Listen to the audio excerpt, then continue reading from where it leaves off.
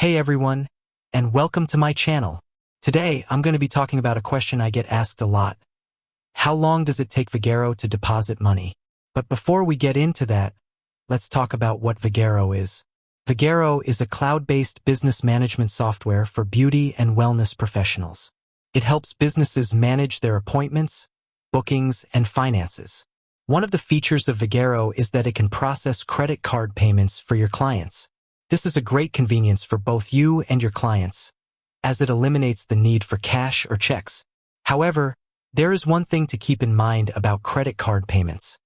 It takes time for the money to be deposited into your bank account. So how long does it take?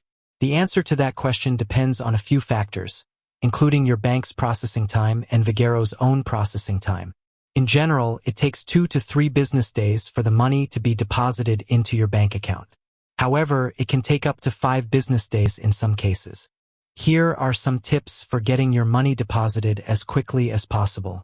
Make sure that your bank account information is up to date in your Vagaro account. If you have any questions about your deposit, contact Vagaro support. Now that you know how long it takes Vagaro to deposit money, you can plan your finances accordingly. Thanks for watching, and until next time, stay safe and healthy.